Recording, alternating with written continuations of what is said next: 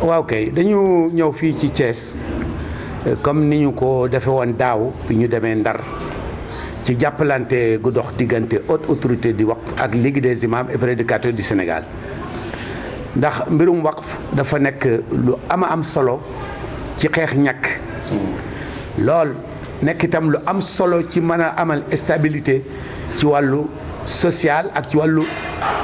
économie muy jaamu yàlla gu mag a mag gu lislaam teel a sóor depuis jamonoy sahaaba yi ba nga xam ne mën nga wax ne fu lislaam egg pratique waqf moo ko fa yóbbu mu nekk nag jaamu yàlla nekk sunna gu ñu bëggoon a fàtte waaye monde islamique gis importance bi mu am mu delloosiwaat ko wala mu jéem koo delloosiwaat même bu fekkee lu cosaanu la ci dëkk yëpp même fii ci Sénégal lu fi yàgg la këru diine yëpp ay awqaaf lañ jàkk yëpp ay awqaaf lañ mboolem béréb yi nga xam ne daanaka dañoo am relation ak l'islam moo xam fu ñuy jaamoo yàlla wala fu ñu jàngee diine ay awqaaf lañ kon lu fi yàgg la waaye nag jamono dafa àgg foo xam ne lépp lu ñuy pratiquer te boo bëggee mu efficace da nga koy formaliser loolu nag mooy li nga xam ne moom la état bi dolli te muy lu am solo mooy ñu formaliser mbiru waqf fii ci Sénégal tàmbalee ko ci wote ab loi 2015 mu jëntale ko 2018 mu taxawal benn institution bu tudd haute autorité du waqf ngir ñu jàppale jullit yi ñu mën a pratiquer waqf ci façon bu gën a am sécurité te mooy boo ko inscrire ci notaire bi jël inscription boobu dénk ko waqf wala dénk ko haute autorité waqf mu ñëw topp la waqf ba xam ni nga ko bëggee woon mi ngi demee noonu wala déet loolu lu am solo la luy assurer waqf bi la luy tax nit ñi sawar cee dugal seen àll ci la bokk. loolu lañ gis ne imaam yi mënuñ cee des gannaaw ndax ñoom ñooy ñi ciy njëkk a bénéficié wu ndax xam ngeen ne mbiru imaam yi lu xaw a compliqué la ndax imaam fii ci Sénégal kenn du ko fay ay bénévolat lañ ba pare te ku jaaxle ci ñoom ngay dem te amuñ benn ressource lu dul benn jullit bu baax bu foromb jox leen 500 wala jox leen 1000 francs léeg-léeg sax booy laaj courant jàkk ji bu laajte bi xawee yàgg ñu ne mbaa imaam amu ci dara donc imaam yi am nañ jafe-jafe kon nag waqf bi mën naa tax jàkk yëpp ànd ak ay waqf c'est-à-dire ànd ak ay institution wala ay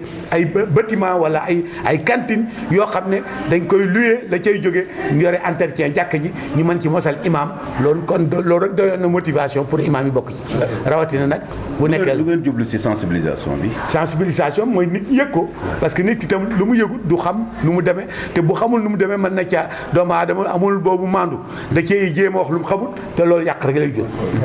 kon mën jàpp ni loolu dina gën a yokk jéego ci jàkka rôle bi mu am ci diine ji. loolu kay automatique c'est automatique bis bu ñu demee ba li comme ni ma doon waxtaan ak directeur dem bi ñu dem Tivaouane bu ñu demee ba waqf nekk culture ci Sénégal yi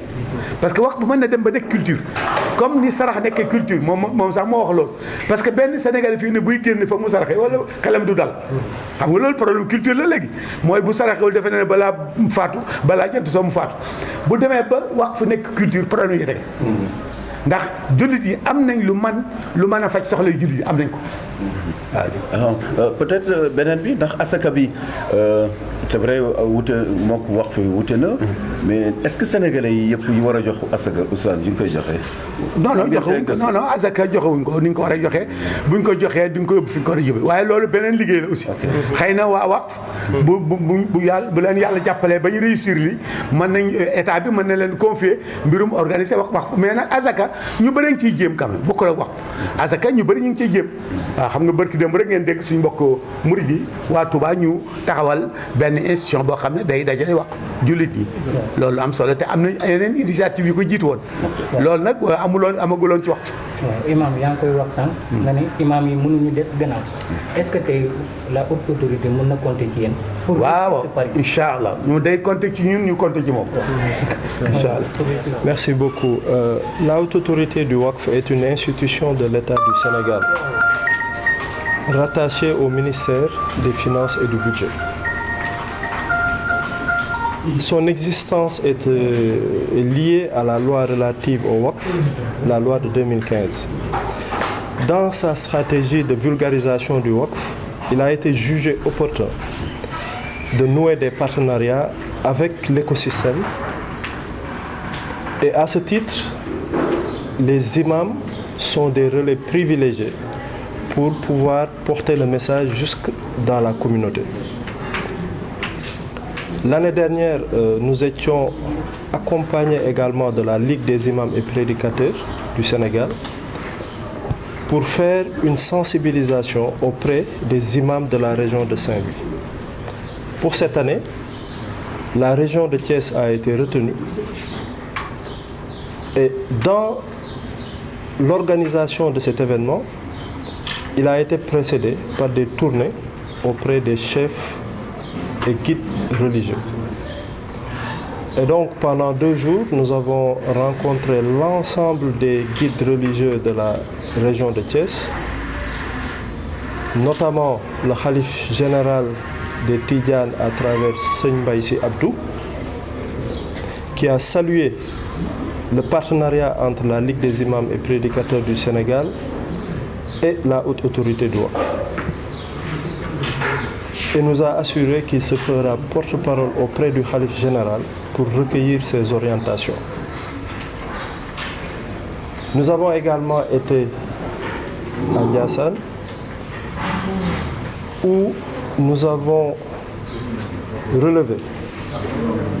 que la mise en œuvre du Waqf est une réalité dans les foyers religieux, où ils ont mis en place des mécanismes qui permettent de prendre en charge les coûts liés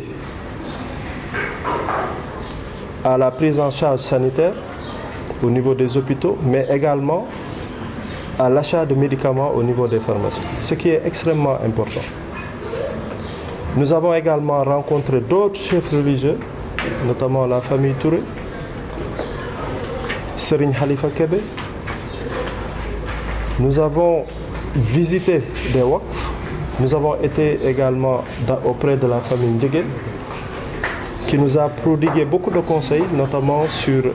l'application du Waqf dans les foyers religieux, mais également au niveau des mosquées. Les visites des Waqf nous ont permis de voir que la région de Thiès regorge de beaucoup de potentialités. Un Waqf emblématique a attiré notre attention. C'est un Waqf où il s'est agi de construire la mosquée, de construire le centre de santé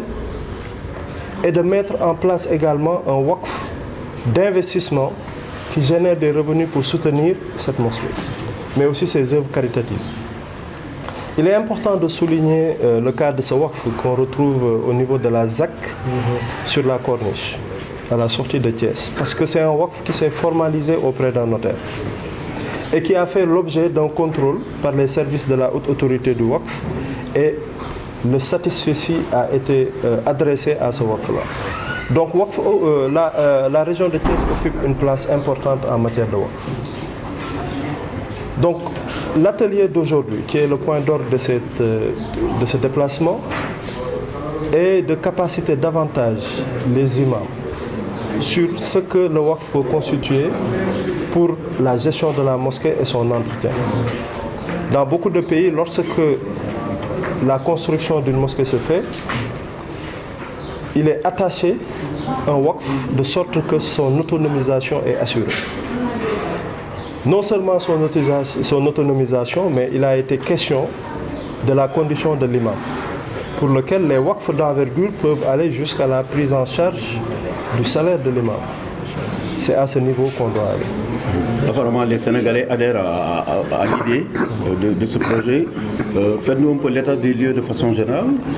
En 2019, un recensement avait été fait et faisait ressortir 399 Waqf dans notre pays. Des Waqf qui génèrent des revenus. 399. Depuis la mise en place de la loi à l'Assemblée nationale, son vote, puis l'installation de la haute autorité du Waqf, nous avons remarqué un engouement particulier. Grâce également au travail de vulgarisation qui est fait avec les imams et les Serigne Dara. Et nous voyons davantage de Waqf, notamment de Waqf monétaires avec des levées de fonds qui se sont déroulées. Rien qu'en 2023, 2 ont été notés. Donc cela prouve que les Sénégalais commencent à s'approprier de ce mécanisme qui est un instrument extrêmement pertinent et important de l'économie sociale et solidaire islamique. Parce qu'il faut savoir que lorsque vous faites votre waqf, un waqf d'investissement qui est une entreprise par exemple, cela permet de mobiliser des ressources, cela permet d'investir dans un secteur porteur, cela permet de créer des emplois et tous les revenus générés vont vers des personnes vulnérables. Donc on parle d'inclusion sociale. Donc dans toute la chaîne de l'économie, le waqf a une place extrêmement importante. Est-ce que depuis sa création, la haute autorité a enregistré des donations? Si oui, c'est à hauteur de combien? Aujourd'hui, le rôle de la haute autorité du waqf n'est pas de collecter des donations, mais de mettre en place des instruments pour pouvoir investir dans le waqf et générer des revenus qui permettent de soutenir des personnes vulnérables. Donc au-delà de sa mission de vulgarisation, de sa mission de contrôle et de supervision pour garantir aux constituants des waqf que leur waqf perdurera de leur vivant, mais en particulier après leur décès, ça, ce sont les missions de la haute autorité du waqf. Nous faisons de l'investissement public pour le compte de l'État et nous mettons en place des instruments pour lesquels les Sénégalais peuvent faire des donations. C'est le cas du waqf public monétaire. Alors, je vais revenir un peu sur comment constituer un waqf. Ok. Pour constituer un waqf, comme nous l'avons dit, il est important de le faire auprès d'un notaire parce que c'est la garantie, c'est la sécurité que son waqf perdurera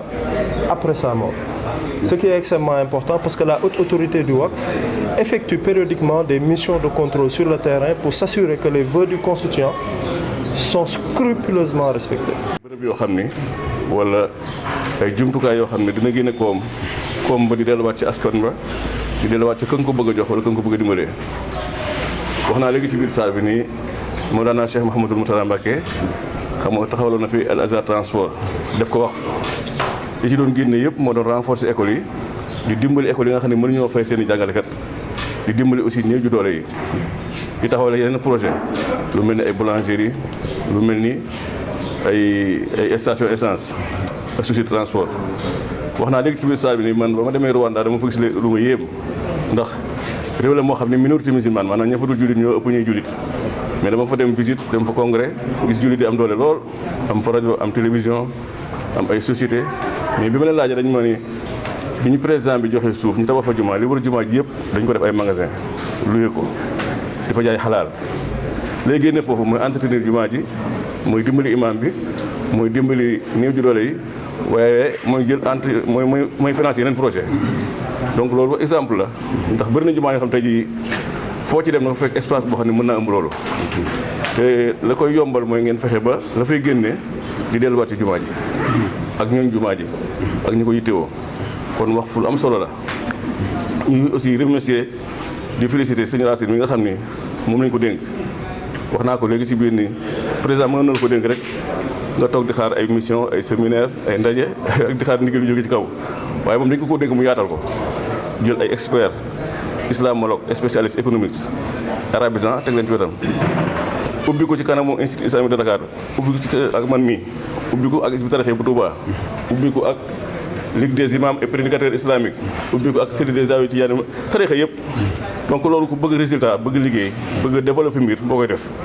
te rafet nañ njort ni dina ko réussir ndax am na projet yu rëy yoo xam tàmbali na ko te balaa yàgg retombées dafay am yëpp luy jëriñ jullit ñi ne wax na léegi ci biir salle bi nii autorité bi fas yéene nañu 100 000 ndongo daara ci seen wàllu santé taxawu leen loolu bu amee dana doon résultat bu am solo kon ñu ngi koy gërëm di ko sant di gërëm Oustaz Dame Ndiaye